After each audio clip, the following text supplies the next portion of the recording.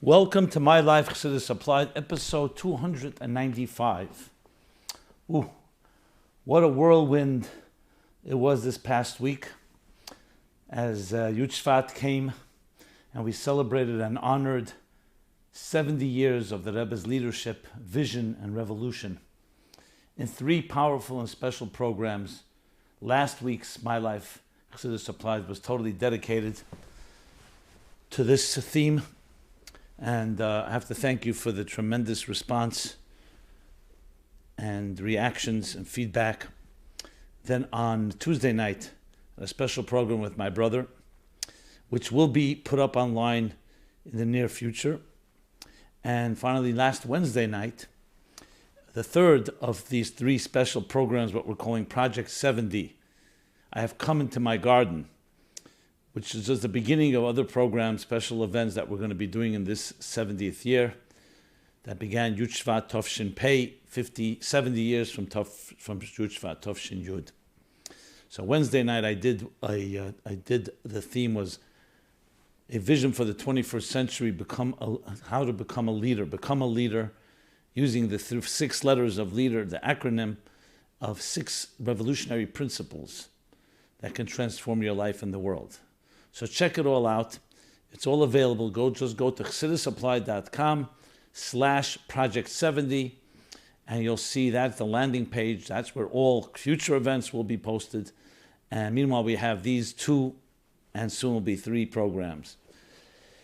And again, this is all driven by the concept of bringing everything into action. The mission of the 7th generation.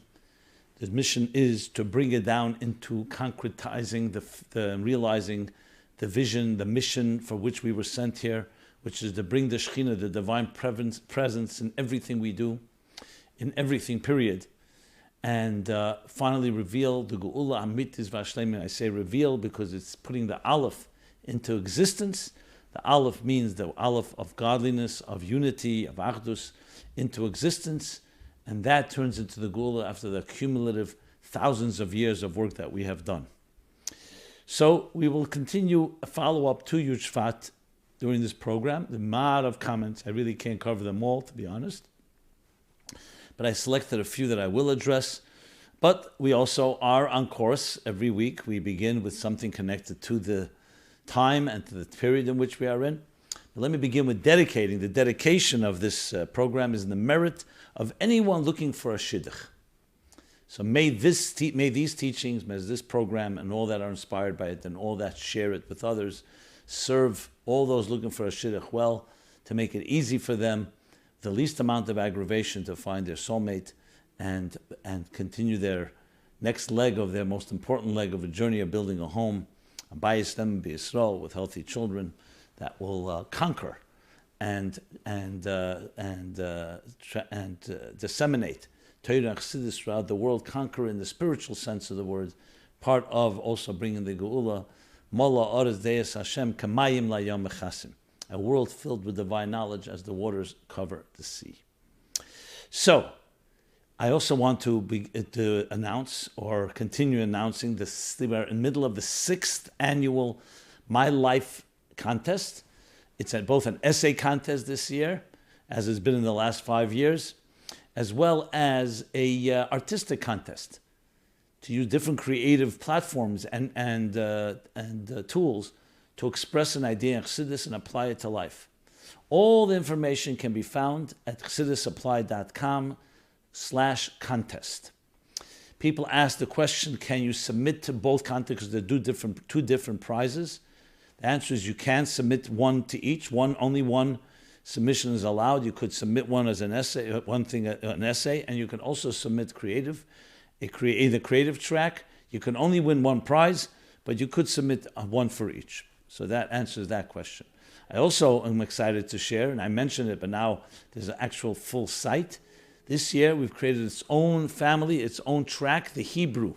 All Hebrew essays go to a new site called diralo.org, diralo.org, and there it's exclusively Hebrew. So wherever you are in the world, you're writing a Hebrew essay that will have its own prizes, and it's different. The rules for the contest are the same, but it's different demographics as you can see there, the details. All this is testimony to the great success of the essay contest, of people using their resources, using your ingenuity and your creativity in expressing ideas of Chassidus, owning it. There's nothing more powerful than that. The Rebbe teaches us to be a flame that rises on its own, where you own it, and the Rebbe's ideas, and the Rebbe's thinking, and the Rebbe's methodology, and Rebbe's vision becomes your vision. The deadline for this will be the end of February, as all outlined in those on the sites chassidusapply.com/contest and diralo.org for the Hebrew contest for all the Hebrew rules as well. Follow the rules and guidelines. Make sure you show your essay to someone or other creative presentation. It's always good to check with someone. It can only make your product and your submission and entry even better. Okay. And hopefully when each of us adds our own unique voice in expressing these ideas, what better way of celebrating Yud Shevat, as the Rebbe wrote in the letter Yud Ches Tevis Tov Shin Tezvov, that he suggests to honor of Yud Shevat to write an essay. So we discovered that a few weeks after we launched the contest 6 years ago. That's 60 days to the day when we launched when we came up with the idea, conceived of the contest. 60 days, 60 years to the day when the Rebbe wrote that letter. You could check that out in Igros Kodesh, volume 10. I believe it's page 238.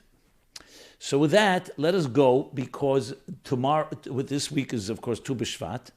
Tomorrow's Tu B'Shevat, the 15th day of Shvat, midpoint of the middle of the month, the full moon of this month. And this week is also Parshat Yitro, the Parsha Matan Torah, where we read about the revelation at Sinai, following the Jews leaving Egypt, and then the parting of the sea. In the last week's chapters, we come now to Parshat Yitro. So, in our usual custom, we'll share a few words about that. Chassidus applied to these themes. And actually, a question came in about Tu B'Shevat. What does it mean that Tu B'Shevat is a new year for trees? We know Rosh Hashanah Li'ilon or Li'Ilonis. What does it mean? Do trees do things wrong that they need to ask forgiveness for? The writer is assuming that it's like Rosh Hashanah for human beings, that we then do tshuva and we begin a new year. So he's asking if trees do anything wrong, they need to ask forgiveness for. If it says man is like a tree, ki adam eitz hasada, then why don't people and trees share the same day as Rosh Hashanah? If man is like a tree, the question is, another question is, why then don't they compare to man? So they should also celebrate Rosh Hashanah when the humans do, at the creation of the human being, which is at Rosh Hashanah, the 6th day of creation, Rosh Hashanah and Tishrei, Aleph Tishrei. Okay, good questions, and it's a good launch point to talk about Tu B'Shevat. So yes, the Mishnah says, there are 4 types of Rosh Hashanah. There are 4 Rosh Hashanah. One of them is the one, of course, the most famous one, which is Rosh Hashanah and Tishrei, as I just mentioned. That's when we blow shofar. That's the Day of Judgment, Yom Adin, the New Year. Then there's other Rosh Hashanah, the Melochim, and so on. Let's talk about Rosh Hashanah Li'ilon. Also mentioned Rosh Hashanah Li'Ilonis. There are 2 opinions, Shammai and Hillel. One says, Shammai says Rosh Hashanah Li'ilon is Rosh Chodesh Shvat, because that's the beginning, the very beginning of spring in Israel, of course. And Hillel says Tezvav Shvat, because that's when it becomes more actualized. The Rebbe explains in different Sfarim, and explains the difference between them is Koyach and Poel. Shammai goes B'Koyach, so there's already a beginning of the potential of the sprouting 15 days earlier. And Hillel goes on the actual so-called blossoming begins in the 15th of Shvat. Not for here, but that's the disagreement that they have. Halacha is like Hillel, so we honor Tu B'Shevat. But of course, the big question is, why do we have to honor it? Good, fine. You can say this is the beginning of their season, just like Rosh Hashanah is when we were created, the human being, and the human race was created. Adam was created on the 6th day of creation. Chafei El Nivra Elam, the 25th of El, we go according to that count, according to Rabbi Lozer, is 25th of El. And therefore, 6 days later is the creation of man. So every year, the cycle repeats itself with an Anuk axis. So we celebrate the birthday of the human race, the crown jewel of creation. So Rosh Hashanah Li'ilon is the same idea for the cycle of trees. that they also have their seasons. Where does their season begin every year? On the 15th of Shvat. The question is, why is it relevant to us? Affects our tachanun, affects prayer, affects different things. There's the customs of eating the 7 minim, the 7 species that with which Israel is praised. Sephardim have a seder even on Tu B'Shevat. There's different customs. Why is it relevant to us? So the general answer given is, one of the answers is because human beings are responsible for the entire creation. So if it was just independent tracks, it's one thing. The birthday or the new year of the trees also affects us, because we're here to preserve, malu pruruvu, milos ha'aretz v'kifshua, to fill the world and sublimate it toward the divine. That's why Rosh Hashanah Taka is counted on the 6th day of creation. Why is Rosh Hashanah not the creation of the world? Which would be similar to Tu B'Shevat, when the trees begin to blossom, begin to grow in their new season. Because the purpose of creation is the human being, not just that the world is created, that the human being elevated all. That Adam and Eve called all of creation and said, let us all now serve. So the existence, the entire universe, is like a platform that God created. Everything God created is for His honor. Who reveals that honor? That's the human being. Then when we take the world, whatever every aspect of it, whether it's daimim, tsemeya, chaya, medaber, the mineral, the vegetable, the animal, the human, and we elevate it and direct it towards kvoide, towards revealing the divine, that's fulfilling its purpose. And we do that by following the blueprint, which is the Torah and mitzvahs. The part of the world is the world of trees, the world of vegetation. So though it was created on day 3, but it comes to its culmination and its fruition on day 6. So therefore, the human being, when the trees begin their new season, we honor and celebrate that as well. But it's obvious why, because nothing happened on day 6 in the season. The seasons don't begin till Tu B'Shevat. So for it to make, even though the human being is connected to the tree, and let me take this a step further before I continue. Now this is in general, the human being, it says, the entire universe exists within us. A microcosm, Elam Kotten Zeh Adam. That's the entire world, including, of course, trees. But then there's the verse that even though the literal interpretation of the verse, been pointed out, can mean a different thing, but it's used as Kiya'odzim Eitz Asad, is talking about not destroying trees, fruit trees. And in the reading, the simple reading of the verse, which is really an aside, I just mentioned it, it said Kiya'odzim Eitz Asad, is the tree like a human being? But in another interpretation, which is brought by the Rebbe and others, Kiya'odzim Eitz Asad, based on a medrash, that a human being is compared to a tree. So indeed, this new season of trees teaches us lessons. So we learn from those trees. But it wouldn't make any sense that the new year of trees should be celebrated on Rosh Hashanah, because that's a celebration of the human being, the crown jewel. Then there's a new season of trees. When this new season begins, we also honor it, meaning humans, not just a new year for the trees, that they are so-called celebrating in their own way. Remember, the trees of the forest also sing praise. We say it Friday night prayers and other places. But it's also the humans, because the trees are connected to us in general, and specifically we're compared to a tree. There have been very beautiful letters and talks that he's delivered, explains how the tree, the trunk, the branches, the leaves, the fruit, the roots are all expressed in human being. We all need roots. We need a strong tree trunk. We need to branch out and bear fruit. The Rebbe also explains the 7 different species that are eaten on Tu B'Shevat, how they are in Aveda Sada, meaning how we all encompass each one of them in our own personal service. So that's why we honor it.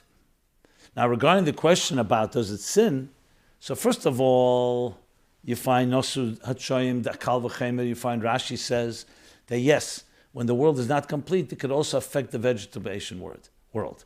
But that's not really the key answer. The key answer doesn't matter. Rosh Hashanah doesn't always mean because you transgressed.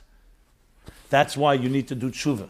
That's the Rosh Hashanah of a human being that has free will. Trees don't have free will, even though I just mentioned that subtly, and it's discussed how can they have made a choice different than God wanted them to be. Because the world was not perfect, so there's an effect. When the world isn't perfect, it can affect also the world of Tzemeach. You see by the Mabul that not just humans were killed, were cleansed, but also the Daimon Tzemeach Chai were also cleansed due to the Mabul, because the toxins affected everything. But the main point that I want to make is that Rosh Hashanah means the beginning of a season. It's a new state of accounting.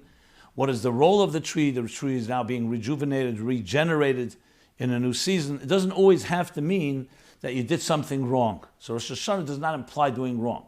Think of Rosh Hashanah for tzaddikim. It's because they did something wrong. No.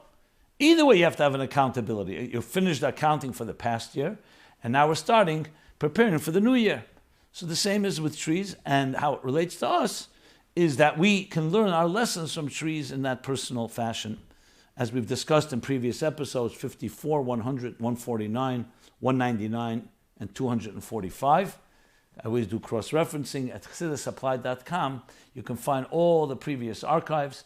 You can also find the forum where you can easily submit a completely anonymous question. You can also find the essays of previous years that were written, beautiful, powerful essays, thousands of essays written by people like yourselves in the previous year contest. And of course, we're now middle of the 6th year contest, as I mentioned before. Okay. So bottom line lesson from Tu B'Shvat is that we are like a tree, and like a tree grows in two directions at once, need deep roots, bear beautiful fruit. So trees carry like mirror and reflect who we are, and they can help us grow in the most appropriate and powerful way.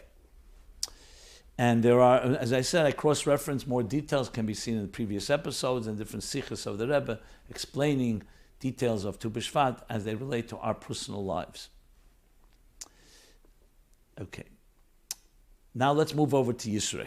So Yisro has many themes. Of course, Vayishma Yisro begins that Yisro, Moshe Rabbeinu's father-in-law, heard what had happened. He heard about Kriyas Yamsuf, and he came to see with his own eyes. And Ati Adaiti says, now I know, because he was, of course, a minister, a master of all the wisdoms and all the sorcery and all the spirituality at the time in the world. And he says, Ati Adaiti, now I know, Ki Havaya is Godel Mikol Elikim, that your God, the God that's about to give you the Torah, is greater than all the other deities, all the other forces that people worship or respond to or celebrate. Chassidus brings from Zohar. Why did this have to come before Matan Torah? Why did the Parsha begin with Matan Torah? So it says that through Yisro, he added a chapter because when Yisro itself comes from the word Yisroin, like Yes said, to add something. What did he increase? Since he came and saw the wisdoms of all the world, Yisro min acheshech. That by contrast, he recognized the advantage of this of this Havayah, this God, the true God, and that is in a sense prepared, because if the Torah is going to affect the world itself has to be receptive to it. And Yisro laid that ground by saying, I have studied all different wisdoms. I know what the world is thinking, their philosophies, their theologies, their ideas and concepts. And now I acknowledge that this is the greatest of them all. So in a sense, someone of the world, a man of the world, a master, a wise man of the world, a wizard of the world, acknowledged it, and that was the prepared the ground to really the great light that would come from Torah. So it wasn't just Torah coming from heaven. It was also the world being receptive to hearing something now, the mandate that God was going to give the Jewish people, and by extension to the entire world. That's why you find in the Gemara that when the Matan Torah happened, it said the whole world fell into a silence. Birds did not chirp. Tzipra le'tziftzef was silent. And everybody recognized something is happening. So they came running to Bilam, the nations of the world, and said, Bilam was their prophet. What's going on? He said, Hashem is la'am yitin, Hashem yivarech esam v'shalom. God is giving his strength, his power to the people. Einoiz el Torah, Hashem yivarech, his blessing, esam, his nation, with peace. So this wasn't just a demonstration for them to know this. It permeated the entire world. Because the whole purpose of Torah is Nai B'Shamayim. It's not to remain in heaven. It's to come to this world and transform it. And here is the first place where it becomes official, formal. Till now, the Ovis, the patriarchs and the matriarchs and the generations before, they knew Torah and they fulfilled it, like the Gemara says. No, they fulfilled the Torah. But it was not with Suva V'Esa. They were not commanded, and they did not have the ability to permeate existence itself. That the Chefze, the very fiber of existence, should be saturated and permeated and transformed by this power of Torah. And Yisro helped that along by acknowledging it. So it's not a battle any longer. He's acknowledging that the world recognizes. One who studied all the wisdoms, recognize this unique strength. This does not minimize, as we've been talking a few weeks ago, the wisdom of secular studies, of science and so on, Chochmas Ha'olam. Because that's also God's wisdom as it's invested in creation, the wisdom of science. It doesn't negate it. But here we're talking about not just the wisdom, what makes the world tick, but why the world ticks. What is its purpose? How do we use the universe to transform it and fulfill the purpose of the cosmic architect, God that created it? And he did that through the blueprint of creation, Pisrois or Pinkasois, which is the Torah, the blueprint, through which the entire existence was created. And that's what happens in this week's chapter. Okay, so here's a question someone asks. Did Moshe Rabbeinu marry into a non-Jewish family? If Yisro was not Jewish, does this mean Moshe Rabbeinu married into a non-Jewish family? Does it say anywhere that Tzipora converted? His wife was Tzipora, daughter of Yisro. So it's an interesting question you ask, but you have to bear in mind that there are Sforim that talk about this at length, because it's not just about Moshe Rabbeinu. What about Avram, Yitzchak, Yaakov? Did they have the din of a Yisrael? Halachic din.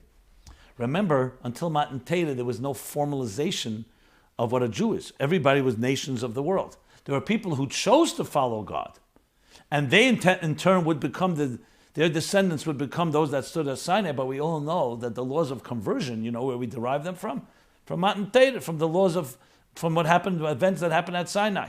Because the entire Jewish people, the entire people went through a conversion process in all senses of the word. They did everything we do with an individual convert today, a ger, is what we learn from Matan Torah. That's why we eat milchiks on Shavuos, one of the reasons, because the kelim had to now be kashered. They had the din of not a non-Jew till that moment of Matan Torah, when they were makabel mitzvahs, and they immersed themselves, and they circumcised themselves earlier, Korban Pesach. So the fact of the matter is, there was no laws in the technical sense.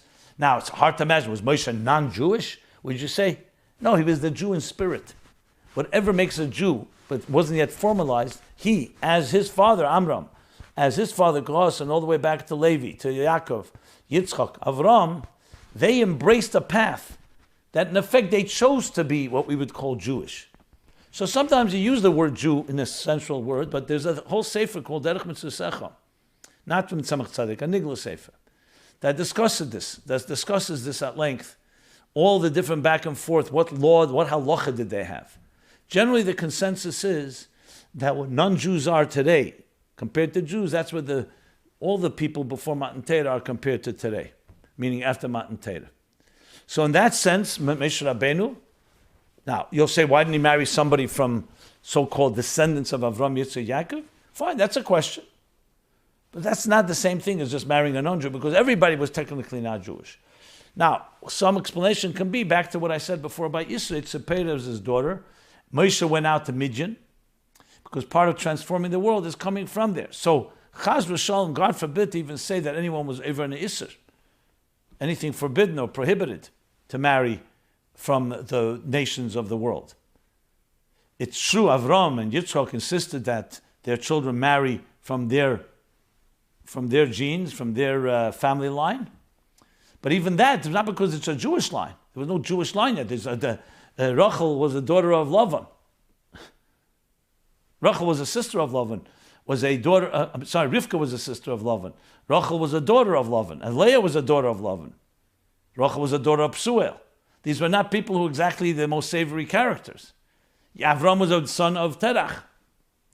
So you see, so there was more, because the personality was similar, coming maybe from a more refined background, from that environment, Padan Aram, where they came from originally. But that's not relevant to our discussion here. And generally speaking, I never did research on this, but the people, who did they marry? They didn't necessarily marry their own families or within their families. It could have been people from different nations that lived by them. Was there any controversy of Moshe with Tzipori? Yes, there was. Later, there was Chmona Litzlan, Miriam, and talking against Moshe in that sense about Tzipori. There was talk because she was of the darker skin, which means not just they were discriminating about the skin, but they saw her as an outsider. But that's not relevant to our discussion. I just wanted to address the issue of Jew and non-Jew. Okay, now let's do some follow-up to Yud Shevat. I can't do all of it. There was a lot, really a lot. And thank God, the program, especially last Sunday, was extremely well received, and thank God for that. So let's just go in order of a bunch of questions and comments. I'm going to try to get through this. Okay. Let's start. Of course, the mimer of Yud Shevat is Basi L'Gani. It's a mimer that was published for Shabbos Parsha Boy Yud Shevat Tovshin Yud. And people were studying it that Friday night on Shabbos. And that's the last mimer published by the Frierdiker Rebbe. Published by the Rebbe was the publisher, but it's the last mimer of the Frierdiker Rebbe that was published, B'chaim Chayuse Ba'al Medain.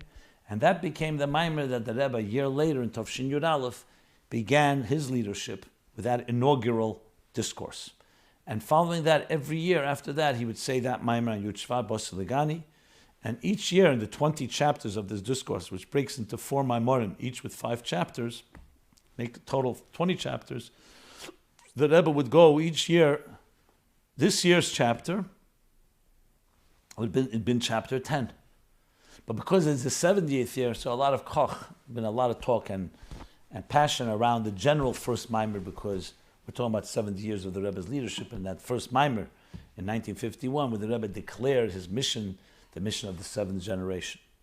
Just a little background.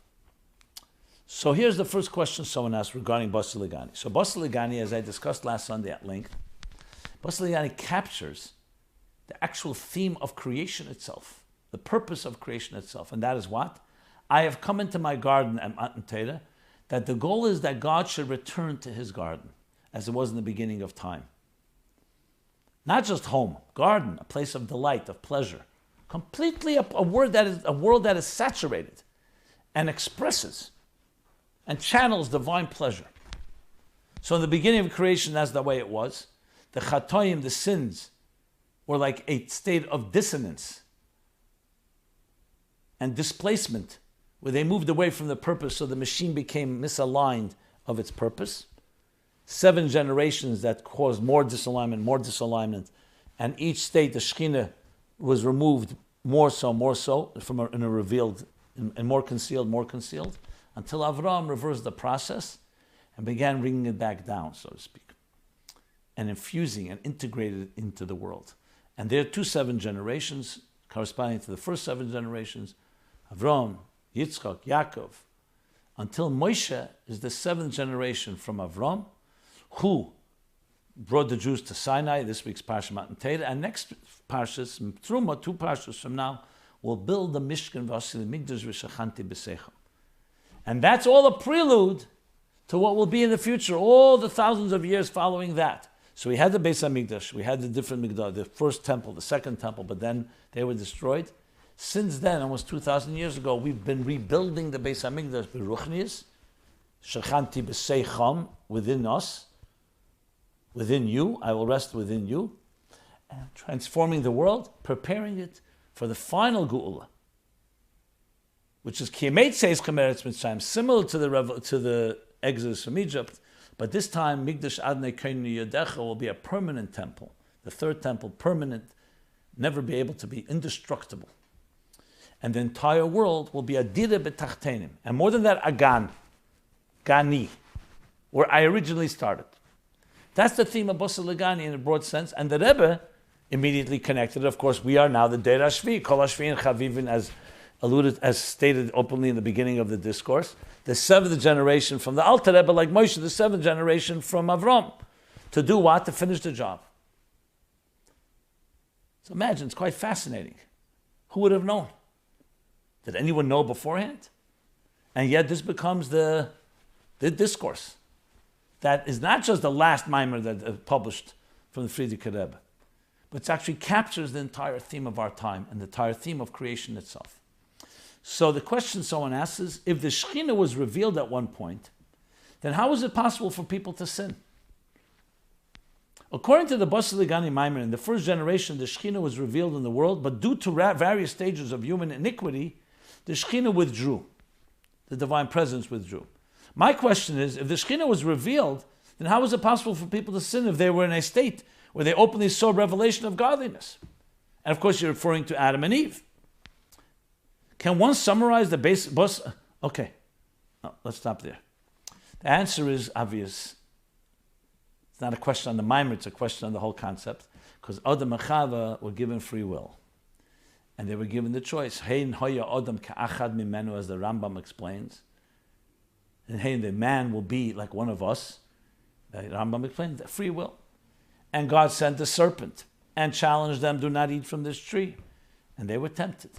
So yes, the divine presence was there, but it was not them yet. They have to choose to own it. So the revelation was there. The Yitzir Kapim Shal Kosh Baruch Hu, they were formed by God. They were divine, but Selam Elikim, quite high level. But there's always a need for you to own it and internalize it. That they did not do. Had they listened and not eaten from the tree, then it would have been theirs. So despite the fact that the Shekhinah is revealed, there's room. Just like Bechira, even though God runs the world and everything's divine providence, but he suspends himself, so to speak, for us to be able to make the choice. So of course you'll ask, one second, divine revelation is everywhere, how can you even make a choice? Well, that's what he suspended. He must have left something for them to be able to say maybe, maybe not.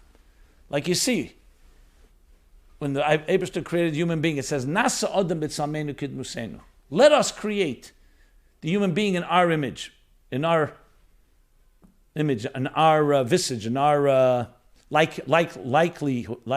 likeness. Come Moshe Rabbeinu, when he sees that, he asks Hashem, people will then interpret, you say, Nasa, we shall? They will interpret that there's a duality. God forbid, a shittuf, a partnership. We should say, I am going to create the human being. Nasa, as, esa. What's Nasa? Like there's more than one creator? God forbid. What's God's answer? Harei tzalites yita. Those that want to make the mistake, let them make the mistake. So you see that built into creation is a certain, lack of a better word, agnosticism. And Chassidus explains it according to the Arizal's doctrine of Symptom. Even then there was a Symptom. There was a Symptom, but there was revelation. Chassidus elaborates on the idea that the Symptom changed the entire paradigm. Before the Symptom, if you ask the question before the Symptom addition, then there's no room for anything. And therefore there's no room, not only there's no room for a choice to defy God, there's no room even for an existence that could defy. It's all complete divine consciousness. That was the entire existence. Or there was no existence, that was the entire reality. Comes the Tzimtzum and conceals it. But then the Kav, there is light, there is divine revelation. Adam and Eve, Adam and Chava knew of it, but there's a Tzimtzum now, meaning there's some independent consciousness. Now, had they chosen to align their independent consciousness with divine consciousness, then you have the Geula. Then the Gan remains a garden. Had they not, and which would have happened, they said, oh, this is a tree. Eitz hadas teverah. Let me taste it. They were tempted. And then what does God say? Ayeka, where are you? I don't recognize the divine image which you were created. So as much of revelation there was, it was still a tzimtzum. And it did impact. And they made that mistake. And we've been reversing the process ever since, because Chet Eitzadas changed reality on the surface level and even on deeper levels. Fundamentally, it still remains divine. Still remains a garden, as the Rebbe in a beautiful Bringing Yud Shevat Beis elaborates. It still remains Gani. But now the Gan has become overgrown with weeds, to the point that man can no longer live there. You want to be in Gani, you have to be aligned. You cannot be here if you become toxic. So that's the answer to the question. when we finally transform existence and ourselves and existence, then there'll be the permanent revelation, and then Taka will never be able to leave again, and we will no longer have that. We will be saturated. We'll be completely infused with divine will. But even in Beis Hamikdash, there was a gilui, and still Sinas Chinam destroyed the second temple. So you see, same idea, because it has to be owned. We have to completely become one with it. Once you become one with it, then there's nowhere to go, because now everything's been transformed to be divinely conscious. Okay, the next question. Can one summarize the Basi L'Gani Maimer in a simple way to say the Frierdiker Rebbe was clearly saying the seventh generation, our current generation under the Rebbe's leadership, would bring Moshiach? Was the Frierdiker Rebbe telling us in his final public statement in the Maimer, Basi L'Gani, that our generation, the seventh generation, will bring Moshiach? Well, the answer is very straightforward. Had the Rebbe not explained it that way, I don't know if we would have figured it out.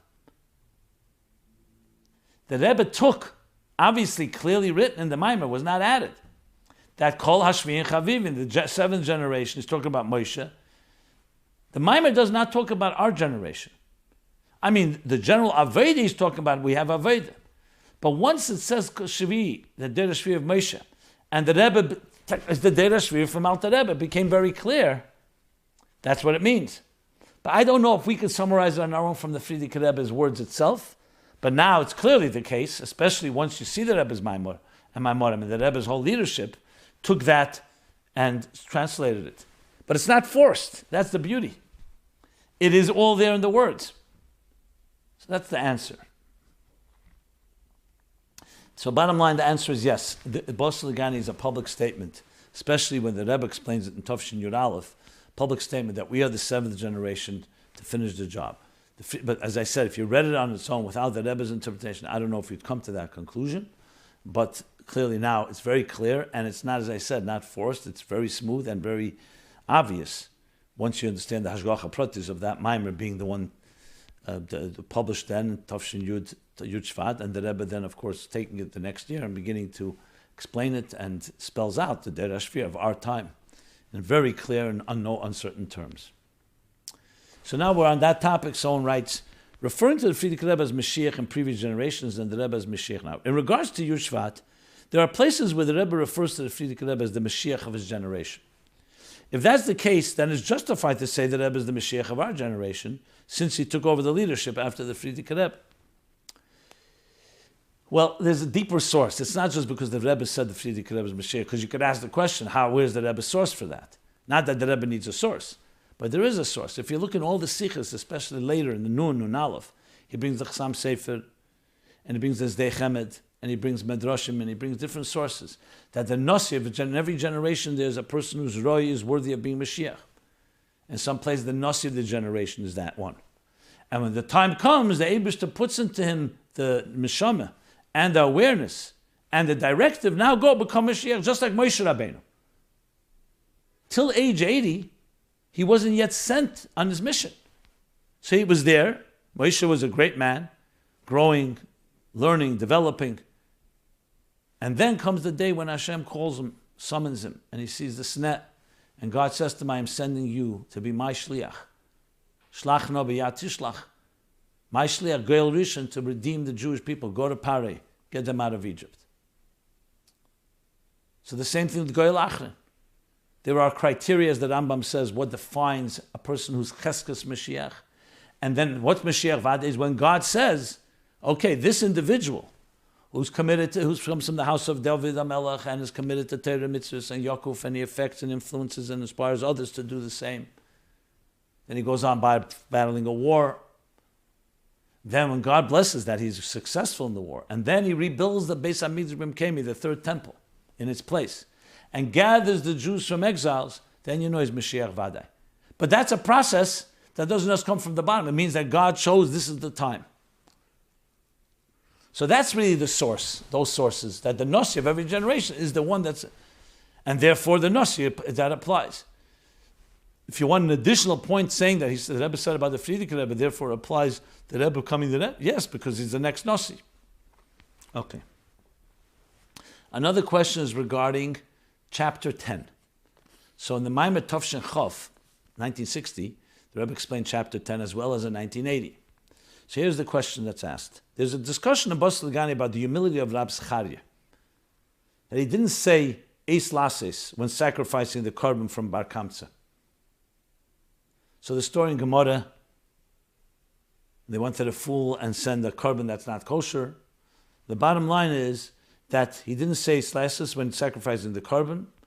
So he's criticized. The Gemara says that this false humility was the cause of the churban, was the cause of the destruction. That he should have said, because they were trying to trap him. And he should have said, for keeping the Beis HaMikdash, I will forego this. But because of his false humility, it's the way it's put. Anova Shleibim came, because of his Anova came the churban. The Rebbe says that everybody has such opportunities when they have to step up and not be too humble. The idea of Eis Lases is a very curious one. Eis Lases Lashem Hefer, meaning that there's a time where you have to, so to speak, even go even break what it says in the Torah. This is classically used when Rabbeinu HaKadosh wrote down, and the generation wrote down the mission, even though you're not allowed to write down Torah Shebal Peh, but they saw it was being forgotten. So they said, Eis Lases Lashem Heferu Teirasecha, which means that it really is the way to preserve Torah. So he says, David Eisa is very curious when it says that you don't follow the ordinary rules, you don't even ask your Rav, you don't follow ordinary halacha, you just do what you feel is right. It happens often that we don't want to follow halacha, law, and sometimes we can even feel that we have a good reason for it, not to offend people, etc. How can we know if it is correct, or if it is based on improper motives, or is it just up to us to make that decision? Okay, an excellent question. We understand is the concept of misplaced humility. But how do you know where to apply it? How do you know that you are allowed to do something to preserve because that's what God wants? It's a very good question. So that's true. We don't all have that license. So when you talk about a tzaddik, a person who's completely dedicated to God, and he senses, like Rabbeinu HaKadosh, Rabbi Yehuda HaNasi, and his colleagues, they realize that the time has come. And I am sure it wasn't just one individual, it was consensus. So when you talk about a tzaddik in general, he has no agenda of his own, so he's much more trustworthy. But even a tzaddik is going to make sure it's correct because you want to be 100%, you're doing what God wants. Like Eliyahu Novi. So we say it was a Hirah Shah, that he did something, bring a korban outside the Beis HaMikdash. But it was in order to make a Kiddush Hashem. And therefore, it was a Hirah Shah, means that for that moment it was right. But you can't learn from it. For most of us, or say all of us, the way to check on such a thing, whether what is humility, the appropriate humility, which is not, is to have an objective person to consult with. A Rav. You said not to ask a Rav. Look, emergency situation, there's no time to ask. It's like with Pinchas, with Zimri. It's one thing. But in many cases, you could consult, get a consensus, make sure that your subjective interests are not in the way before behaving in such a fashion. Because it's true, we could make a mistake and say, you know what, no misplaced humility. Let me just go ahead. Eis Lases Lashem. And if you do that, you follow the Torah's guidelines, Hashem will make sure that you mechaven and you do what is right. Okay. Just want to say about Amonova Shleibim came. I heard once from Rabbi Avram Hecht.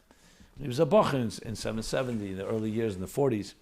Frierdiker Rebbe once sent him to go speak in a shul, Chassidus. And he said, it's not me, that's my brother, Shlomo Zalman Hecht, the Yankel Hecht. I'm not a speaker. Frierdiker Rebbe looked at him and said, Anova Shleibim Kema Yosedose Gaiva. Misplaced humility is rooted in arrogance. Just as an aside. So that's a central theme of that chapter. Okay, the next question let us do is, again, we're still doing Yud Shevat, Bringing Moshiach. Thank you, Rabbi Jacobson, for all the work, for all your work for us. I greatly appreciate your podcast. I feel somewhat confused between these two feelings. Feeling the urgency to constantly actively work hard to bring Mashiach versus merely living in a Chassidic way of b'chol drachecha da'eyu. In all your ways you should know God. Which will b'meila bring Mashiach, automatically bring Mashiach. Reinstellen the Aleph in Gela. Placing the Aleph, as I mentioned earlier, of godliness. Aluf Shalelam, master of the world. And Echad, Achdus, godly unity. Are we supposed to be stressed and consumed with bringing Mashiach all day long, or are we supposed to be living regular Chassidic lives? Are we running towards something or are we living something? In other words, does a hike or a game of Scrabble belong in my ultimate lifestyle? What if I like to play sports a lot or travel? Are those only outlets? Is it just to stay healthy and normal so I can work hard to bring Mashiach? Okay, let me elaborate. This, of course, is based on, if you heard my program last Sunday, a lot of this I spoke about. There's two sides to this. Let me begin with the Frierdiker Rebbe's word, that the Frierdiker Rebbe Chazir. On one hand, there was a sense of urgency, as you write, compelling sense of urgency, Mashiach coming any moment. On the other hand, Frierdiker Rebbe and the Rebbe told us to build moistus, not just to rent, not temporary, build, buy property, build, invest. If Mashiach is coming every second, does that make sense? If literally tomorrow you're moving to Israel, why would you be building? Rent, temporary. So the Rebbe said, the Frierdiker Rebbe once answered, because in Kedusha, everything you do, you're there and completely. Like we see when the Jews traveled through the wilderness. Al pi Hashem, Yisro, al pi Hashem yachnu. Everything, when did they know when to move and when they know when to stop? Al pi Hashem. Command the kfir lehudamis, says the Gemara in Eruvin. Since it's al pi Hashem, even if they rested for one day, or in some places for years, everything was kavua. Doesn't matter how long it is. When you're there, since it's al pi Hashem, God wants you to be there, you have to behave as if this is your permanent place, even if tomorrow you're moving. And the Rebbe once said, I remember, it seems like a contradiction. The answer is, no, nimna, is Jews are accustomed to paradoxes. So this applies as well. The point is that we're not just living Chassidic lives, Torah lives. That was always in history. There's a sense of urgency always, because we always have to anticipate Mashiach, but especially ones that Rebbe told us that the time is now. Open your eyes. Higias mangolaschem, we're at the threshold. So there has to be both elements. Everything you do should be b'chol drachecha, living a Chassidic life. Everything you do, including sports and other things, you should look for the divine within it. But you also have a sense of urgency, because that may be the tipping point that will tip the scales and bring the geula. So it's very different than just doing it in a regular routine way. It's also a certain urgency, certain push, and there's no contradiction. So it's not just enough, the Chassidusha. What I discussed was about practical ways how we can infuse geula in our lives is by looking at our lives, whether it's Scrabble or sports or travel. I'm not talking about prohibited things, God forbid. And finding in it the divine element, in the cleaners, in medicine, in science, as I discussed last week. So that is a method. But one more point has to be added, that it should be done with a sense of urgency. When we teach our children, say, this, we're looking for this divine, the Aleph, in Geula.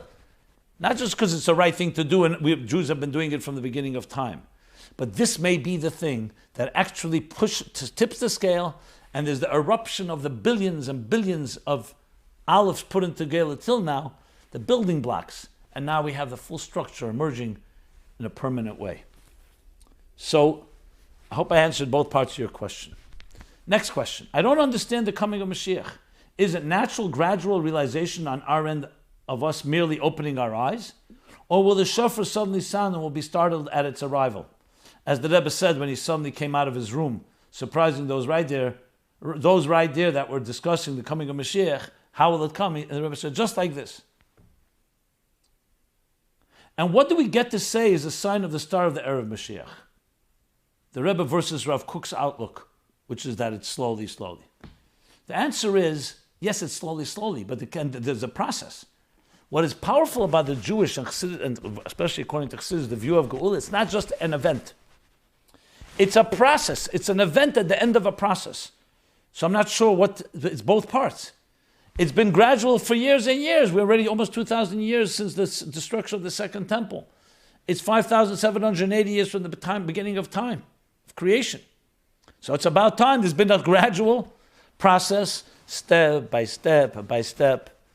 As Chassidus explains, when Adam and Chava couldn't accomplish it in Gan Eden through transmigration and growth of population, they began to travel out to gather the sparks, not just Mamayla, like a great flame, as the Alter Rebbe says in Torah in the beginning, that will draw the sparks. Now we have to go find the sparks.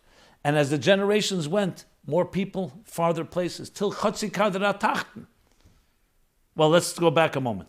till Eretz Yisrael, and they're building the base of Mikdash, and time of Shlomo Melech could also have been drawn all the sparks, Malchus Shva, and so on.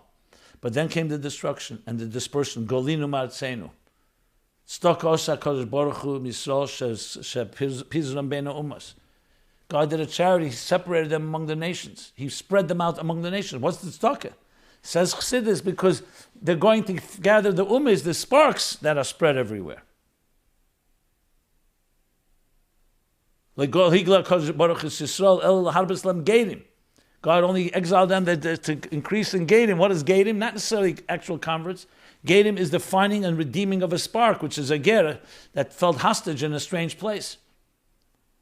Until came a stage, Jews went to Europe, other parts of the world, but still a Chatzi Kadra Elyon, the same hemisphere with it, Matan Torah happened in a revealed way. And then came when Jewish people in the Frierdiker Rebbe, especially in 1940, 80 years ago, moved to America. Why is that such a vital thing? Because Chatzi Kadra Tachton, we've now arrived at a lower hemisphere, as the Rebbe, Frierdiker Rebbe writes in the letter to the Rebbe, explaining, Matan Torah is not Begoli here. So it's a darker state.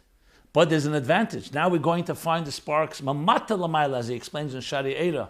You can gather the sparks, draw them with a big flame. But then it's mamayla lamata. You're drawing it. It's not necessarily elevating it on its terms. It's not internalized. Now it's internalized. And now, as the Rebbe explains in Vayeshev Nun Beis, the classic Tafshin Nun Beis, Vayeshev, and now there are Jewish people everywhere. That means now all the sparks are being gathered from the bottom up. And that means the most internal type of geula that completely is fused and transforms the world. It doesn't just impose itself, the divine energy on the world. It transforms it because it's coming like Yisro from within the existence. So that was a long process. Now comes the point where the process comes to an end. We've done so much. And then comes the event. The event is the eruption, the explosion, positively. The tipping of the scale. All that has happened. All the divine that has been brought, that was infused in existence through all the years, now comes to a point of fruition that it erupts to the Geula Amitis Vashlem, the Geula. So it's an event. So when you ask yourself, is it a natural gradual realization? Yes, it was. Then comes a point where there's an event, and yes, there's the calling, the blasting of the shofar. Now we have to open our eyes to see how the universe is so expressing the divine, whether it's in technology or in politics or in human rights or in Jewish freedom. And the list goes on. The fall of the Soviet Union, as the Rebbe says, and all the other details. So then it's behesach, then it's like pisem. Why then is it like a surprise? It's a surprise because at the end of the day, we're still Golos people. And for us, Mashiach comes in the second, even though it makes sense, but it's a new reality that we're not accustomed to.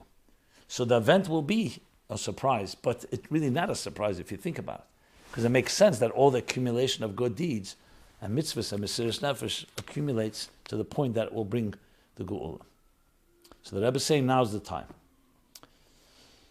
Has the Rebbe ever mentioned that there are people who have a packed suitcase in their house, so Mashiach comes, they're ready to go? Does this mean Mashiach won't give people a few minutes to pack a bag? No, it's the exact opposite, as I said. The Rebbe did not say pack your bags. There was a custom, there were people who had their walking stick and a set of clothes. If Mashiach comes to immediately go in their bedroom, to maybe be ready. But the Rebbe went further. We're building Mashiach in your location. What does that mean? Revealing the divine where you are. And that has to be done in a permanent and steady way. You don't do it in a haphazard way, halfway, because I'm about to go on a flight. So you're bringing Geula Aleph into Geula where you are. And it was not requested and required of us to make believe to just pack everything up. Of course we will have time. The time necessary, but will we need time? If you turn your location, your corner into the Geula, you're ready. So there was never a directive that people should live with that type of sense of urgency where you're literally like about to leave the house. Live in a peaceful way, but be in your spirit, in your heart and soul. Know the urgency that any second it can erupt and the scale will be tipped. One more question regarding Yud Shevat. Shtus D'kedusha is another central theme which we discussed last week in the themes for Basi L'Gani And again, go to ChassidusApply.com, and you'll find the episode, last week's episode 294. You can also go to ChassidusApply.com/project70, and there's a direct link there to last week's program. Worth listening to. A lot of this is following up. Hi, Rabbi, what does Shtus D'kedusha actually look like? Shtus D'kedusha literally means holy madness or holy insanity, or as I discussed last week, holy obsession. Is it going wild, like some might say, going around with yellow signs and flags and going crazy about Mashiach, or something else? Even though perhaps the Yechi guys, Mashiachis, seem to be the ones doing the Shtus job, if that's how it should look? Okay. Well, the answer is very straightforward. Now, everything has to be according to a Torah way. Just because somebody behaves foolishly or wildly does not mean it's Shtus D'kedusha. It could just be Shtus, period. Just nonsense, just misguided passion. Shtus D'kedusha means Kedusha, which means you're not going just with a rational, deliberate, planned, strategic way. In a sense, like L'chatchila Rebbe. You plan, doesn't work out this way, you go above. Now says the Rebbe Marash L'chatchila Rebbe, you go initially above. It means you go with a certain determined passion, relentless. That is shtus. Why? Because usually people plan. They go in an orderly fashion. No, you're going with what I called last week, obsession. But instead of it being an obsession in the negative, in bad things, addictions, obsessions, it's an obsession in a holy matter. It's obsession with the Rebbe's mission. But that doesn't mean every obsession is acceptable. That's why we have a Torah. Like we spoke before, Eis Lasis, you can't just do whatever you like just because it's shtus doesn't mean it's Kedusha. Just because it's wild doesn't mean radical, means it's right. That's why the Rebbe said in the Chof Ches Nissen, Kalim is the Teyu, be Kalim the Tikkun, radical energies, but in presentable containers. Because firstly, it has to be internalized. Secondly, we have to deal with other people who may not relate to this radicalism. So it has to be radical because you're coming from a very passionate place. Not, there's always tomorrow and the next day, let's plan, we'll wait another year, we'll have another meeting. A complacency. No, a sense of urgency. That's Shtus D'kedusha. Like the Maimer brings the story with the Chasana, that they danced in this type of unbridled passion, unbridled simcha, not with with the hadassim, doing like juggling. These are behavior that is not what usually a Talmud Chacham is sitting by a Gemara, by a table, people coming to consult. But by a Simchas Chasana, a Sameachas Akala, you suddenly see a Shtus D'kedusha going outside of his kelim, dancing like we dance on Simchas Torah. That's the point. And I refer you to episodes 51, 53, and 54, and 294 last week, where I discussed this further. Okay. A few more questions on this, and then I think we will have to stop because time is running. Okay.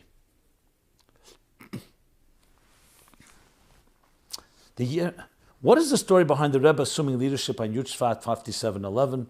What transpired during that year between the Frierdiker Rebbe's passing and the Rebbe's official leadership? Can you discuss some of the things that happened during that year when the Frierdiker Rebbe passed away until the Rebbe officially took over the leadership? Was there breakaway groups?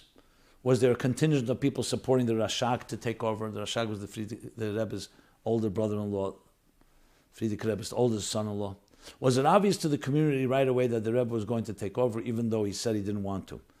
After it became official, the Rashag completely accepted the Rebbe. But why did the Rashag's wife have a grudge against the Rebbe? And in that, another question, was there a dispute where the Frierdiker Rebbe's wife refused to give the Rebbe his shtreimel? Did this mean she didn't support the Rebbe taking over leadership? So these are painful questions. I don't know all the answers, and maybe we don't even need to know all the answers. It's not our business to krichen v'medafnish. But I will say the following, because I heard it from some people, we're all curious. Essentially, there were those immediately understood that the Rebbe is the man. Even though he was discreet and private and people didn't really know him, but they saw he had that stature, he had that presence. You have a very famous, or lately famous letter from Rabbi Yolis, Ephraim Yolis from Philadelphia, where he writes, right after the stalkers of the Frierdiker Rebbe, that the son-in-law, the Ramash, meaning the Rebbe, who would be the Rebbe, he was Simchas Torah a few years ago by the Frierdiker Rebbe, and he said, I know what a Rebbe is, this is Rebbe material. So those that recognized it, some may have not recognized it. More or less the Bochrim and the Elter Chassidim recognized it. Now there were people probably loyal in a sense to Rashag, to his family, And you have to remember, they were uncomfortable because she was the older sister, Rashag was the older son-in-law, and perhaps they may have looked at it more like, this is more like an administrative position. I don't want to get it now and criticize, I don't believe in that. So there may have been issues like that, and that's why you hear that there was some friction, we have letters we see. And the Rebbe and the Chamadina perhaps felt that way. They wanted to have their continuation, their comfort. The Rebbe perhaps was obviously much bigger picture. It was not just socializing. It wasn't just the king's court. He was going to change the world. Like many Chassidim, even Chassidim Bechlal. When Rebbe is Talkus of the Rebbe Rashab, it wasn't easy for everyone to just go over to the Frierdiker Rebbe. Not because you're used to your Rebbe. And I'm sure that after the Alter Rebbe and after the Myrtle Rebbe, this is how it is. But then you come to see, as the Rasha came to see. Now, the shtreimel, I've heard the story a number of times. Can't verify it. That's what they say. They say also about the library, which is the library was never resolved. The Chassidim felt that the Rebbe, the new Rebbe, has to have is in control of the library. Hey Tevis, of course, which would be many years later, 37 years later, in Tovshim Mem Zayin, or Mem Hey, 37 years with the court case, in a sense vindicated, and finally became the library of a good Chassidus Chabad, that it lives on. So that's part of the story. But that's about enough to say. There's nothing more to elaborate. We know what the story is. The Rebbe became a Rebbe, and look what the Rebbe accomplished. And now we're 70 years later, and we have to bring the Gul. That's the bottom line. Okay. So with that, let's go over to the Chassidus question, and then we'll do they'll do the essays, and we will continue addressing other questions in the future episodes. The Chassidus question goes like this. Since yesterday was Pasha B'Shalach, man, what is man, according to Chassidus? What exactly is the man? Lechem min hashamayim. How come it wasn't allowed to be kept overnight? I mean, every day you had to eat that which you gathered, and that was it, then it would melt away. Because it had a short expiration date and would turn into worms by morning. But on Shabbos, suddenly the man became with preservatives so it could remain overnight. Because on Friday, that's why we have Lechem Mishnah, on Friday they would gather for 2 days, for Friday and Shabbos.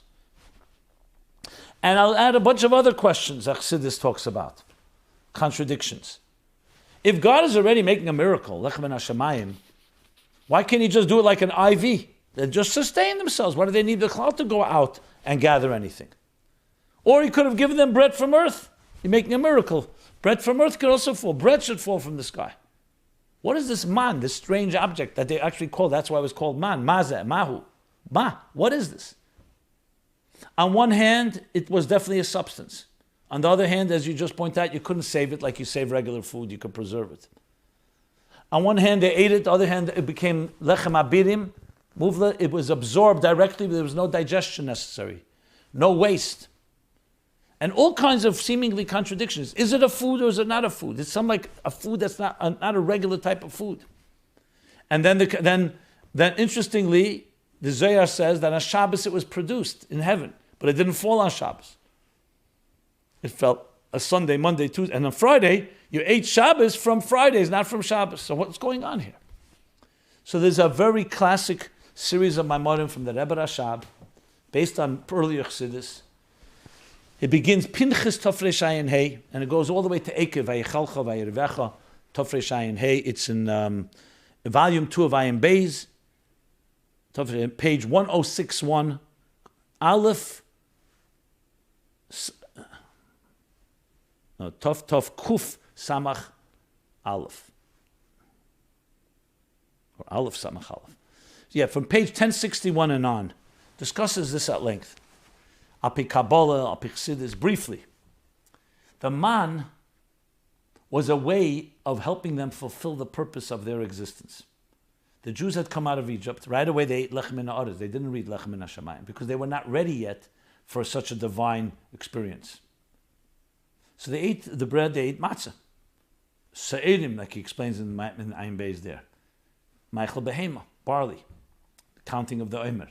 That began to acclimate them to divine understanding that was concealed for all the years that they were in the toxic environment of Mitzrayim, Golas Mitzrayim, the worst of all Golas. Then came Lechem min hashamayim. Lechem min hashamayim is, as its name implies, it's a gili milmayla. Because God doesn't just want us to have a minimal divine experience, He wants us to have a complete divine experience. So the man is associated with the levels of Pnimius Atik. Tala de B'dulcha. It's called the dew, the crystal dew. Not like Geshem. Rain comes through effort, Eid Yalam Oris, through our Mamata Lamayla. Tal, the dew. And remember, Beredas Atal, the man fell on the dew, is a level that comes from Atik. And he explains there how the 3 meals of Shabbos, the first 2 meals, the first meal is associated with the work for the 6 days of the week, the Birurim. The second meal is also associated with it, but now you're already getting into the core pleasure. And the third meal associates most with man, lo yachlu. That's why we don't wash to that meal and so on. So man is a level of gvuras the atik, as he calls it. It's atik, it's pure, undiluted, divine pleasure, but it comes down in some little package, because if it would completely be divine, then it would not be ours. God wanted it to be internalized, but there's no digestion, there's no need for eliminating waste, because there is no waste. It's pure divine energy. But divine energy in a way that we eat it, and we taste all the different tastes in it, and the other aspects. So that explains the paradox, because it's about the interface. The whole theme of Ayin Beis is interface between divine and existence. And the man captures that interface. So we ate it for almost 40 years to give us the strength to go then into the world. When we go back to Lechem and Oretz, and we have now a taste of an experience that's more than just bread of the earth, which is birurim. There you have to prepare it, and there's a lot of work and effort in plowing fields, and planting and sowing, and gathering, and then turning it into bread, which is a whole bunch of processes. All the malachas that are not allowed on Shabbos, there's a whole series of them connected to agricultural law, to agricultural work. That's birur, where you mevarep pselis from the echel. You're separating the wheat from the shaf, the dross from the shaf, and so on. Shabbos and man is higher than birurim. Either it's birur echel metech echel, as he explains, that food from food, nutrients from nutrients, where you're not dealing with waste, or to a point is altogether beyond birur, beyond separating. It's pure, undiluted, divine atik, as it's internalized in the human being, to give strength for all the birurim that would come afterwards until the geula, where we have the gili of atik, primis atik, the gili of man. And if you look at Ayin Beis, you'll see more details there. Okay, let us now move over to the essays. So we're doing essays from 2019 still, because the contest is running, 2019. Essay number 1 is an English addiction, the road to recovery, Dov Aizenman, age 30, Myrtle Beach, South Carolina.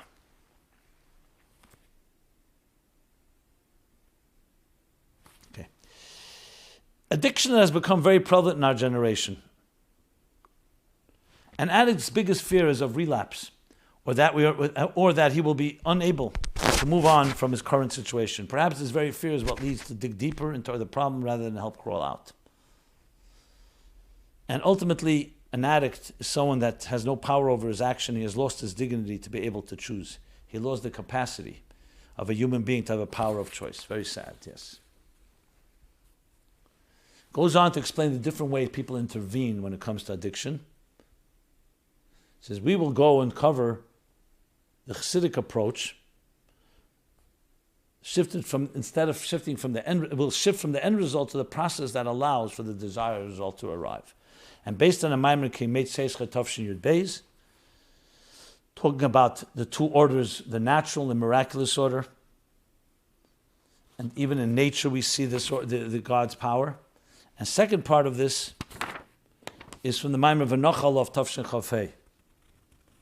And based on these Maimorim, this essay goes ahead and develops an entire methodology of how we deal with addiction, even the darkest types, by recognizing the godly light and being able to elicit it. Very interesting essay, and well recommended. And this essay is now been posted, as the new essays are posted, at ChassidusSupplied.com in the essay section. Essay number 2 is a Hebrew essay, bלתי מנוצח, meaning the invincible mind. Moti Stambler, age 22, Kfar Chabad, Israel. A student, shliach in Sifta Menachem in Westchester. Okay. So he begins right away saying, imagine if you ever see some it's all about awareness. Healthy awareness is the key to healthy solutions. He says, you ever see someone who has, God forbid, a wound in there, and instead of dealing with it, they just cover it up and seal it up without addressing it. There's no way that's going to solve the problem, because it'll come back to haunt them. And he goes on to say, psychologically, that's also what many of us do. So the key, how we deal with problems is to look at our perspectives of how we see things and our preconceived false and distorted notions that don't allow us to recognize healthy approaches. And goes on to explain at length how one does that. Very nice essay, well annotated. So thank you for that. And finally, third essay for today is in Hebrew as well. Tasmin hador hasheni etzli ve'etzlacha. The symptoms of the second generation, he means after World War II, by me and by you. Elazar Cohen, age 22, Argentina, student. Tomim Shliach, Mesivta, Argentina. He's a Shliach in the Mesivta, student in the Mesivta in Argentina. Okay. Goes through the paradoxes of our time, the freedoms we have, the comfort that our parents and grandparents didn't have, and all the challenges that presents, personally and psychologically. And then addresses it. What can we do about the challenges of the comforts, the complacency, and other key challenges of our time? Nice essay, very nice essay. Thank you for that. And with that, we conclude My Life Chassidus Applied, episode 295. Yes, we're here every Sunday, 8 to 9 p.m. Please write your comments, your questions, your thoughts. Any feedback is welcome at chassidusapply.com. We have a forum completely anonymously. As we go into Tu B'Shevat, and then next week will be Chav B'Shvat, week of Parshat Yitro, and coming from Yud Shevat, Shivim Shana, may we live up to the way the Rebbe writes in a letter to fulfill the part of the shlichus that the Rebbe wanted to accomplish in this world. Part of it we should be able to be merit to fulfill. And this 70th year, with a new chayis, a new passion, and finally do it with that sense of urgency to push it over the finish line, the Gula Hamitis Vashlema. Thank you so much. This program is brought to you by My Life, Chassidus Applied. Please help us continue our programs. Make even a small contribution at chassidusapply.com/donate.